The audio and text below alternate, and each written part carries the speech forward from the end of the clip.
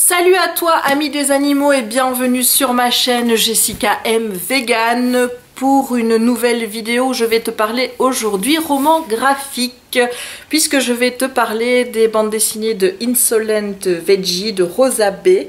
Donc il y a deux tomes qui sont sortis pour le moment. Le premier c'est Insolent Veggie, une végétalienne très méchante, et le deuxième tome c'est l'antispécisme, c'est pas pour les chiens. Donc comme je l'ai dit, c'est de Rosa B et c'est publié aux éditions La Plage. Donc Insolent Veggie au départ c'est un blog, donc un blog qui dénonce un petit peu le spécisme, qui dénonce l'exploitation des animaux au travers de planches assez courtes, plutôt percutantes, assez drôles et qui met vraiment, j'ai envie de dire, les omnivores face à leurs propres contradictions. Il faut savoir que j'ai connu le blog après avoir découvert la bande dessinée. Donc maintenant je vais faire des petits tours assez régulièrement pour aller voir les nouvelles planches qui sont postées. Et j'ai pris vraiment un gros plaisir à lire ces romans graphiques. Je vais t'en parler brièvement parce que je pense pas non plus qu'il y ait besoin d'une vidéo de 10 minutes pour te donner envie de lire ces petites pépites tout simplement. Comme je l'ai dit, ces romans graphiques sont des petites planches. Parfois elles tiennent sur une page, parfois sur plusieurs pages.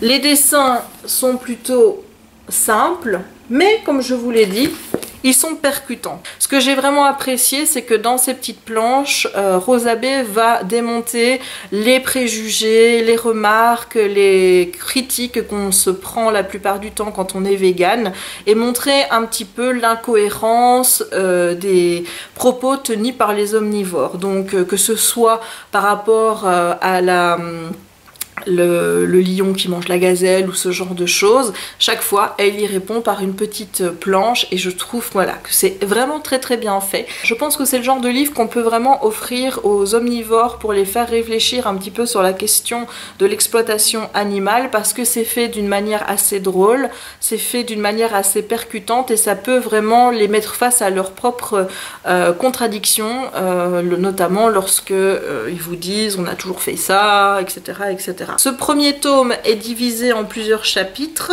Dans le chapitre 1, on va parler de végétalisme. Dans le chapitre 2, on va parler de carnisme. Et dans le chapitre 3, on va parler de militantisme. Moi, je me suis vraiment retrouvée dans la question du militantisme. Il y a des idées là-dedans qui m'ont vraiment touchée, notamment le fait qu'une fois que vous décidez de devenir vegan, que vous vous informez sur l'ampleur de l'exploitation animale, vous ne voyez absolument plus le monde de la même façon, c'est-à-dire que vous voyez des cadavres d'animaux partout, ils sont vraiment partout, et que ça devient assez difficile finalement de vivre dans un monde qui est profondément carniste et spéciste. Ce premier tome, je l'ai vraiment adoré et je l'ai même préféré à ce tome 2 qui est consacré à l'antispécisme. Alors le spécisme et l'antispécisme, je vais pas rentrer dans les détails dans cette vidéo parce que ça risquerait d'être trop long. Je parlerai vraiment de ce sujet-là dans une vidéo dédiée.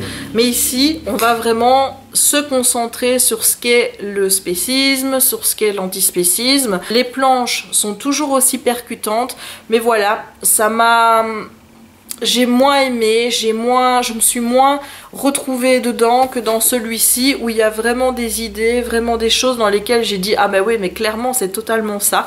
Là ça l'a fait aussi, mais juste un petit peu moins. Voilà, donc je recommande vraiment ces deux bandes dessinées, c'est vraiment très bien fait.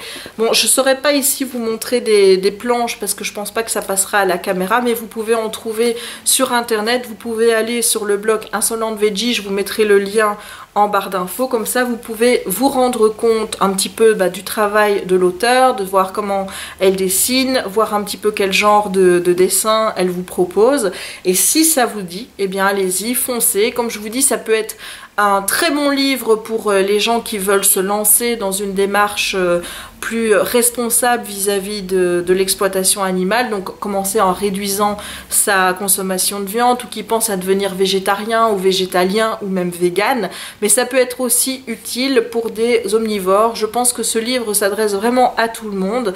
C'est pas un livre qui est fait pour des véganes, pas du tout. Ça s'adresse à tout le monde, c'est facile de compréhension, ça résume un petit peu ce qu'est le le végétalisme, le véganisme de manière assez simple, assez drôle et très ludique. Voilà.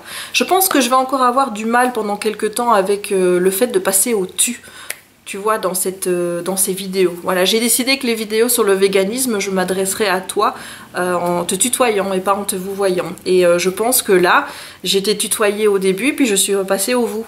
Voilà. Je pense que ça va disparaître au bout d'un moment, mais je crois que tu vas devoir encore t'habituer au fait que je te tutoie, puis je te vous vois, et puis je te retutoie quand je repense au fait que je dois te tutoyer dans ce genre de vidéo, parce que je trouve que ça met une proximité encore plus proche entre toi et moi. Bon, assez blablaté. J'espère que cette première revue consacrée au livre, consacré à l'exploitation animale, au véganisme, t'aura plu. Si c'est le cas, n'hésite pas à mettre un petit pouce en l'air. N'hésite pas non plus à commenter la vidéo pour me dire si ce livre t'intéresse, si tu l'as déjà lu, ce que tu en as pensé ou si tu as envie de l'acheter. N'hésite pas non plus à partager la vidéo sur les réseaux sociaux et à t'abonner si ce n'est pas encore fait. Voilà, il ne me reste plus qu'à te souhaiter une bonne journée ou une bonne soirée. Jusqu'à la prochaine vidéo. Ciao!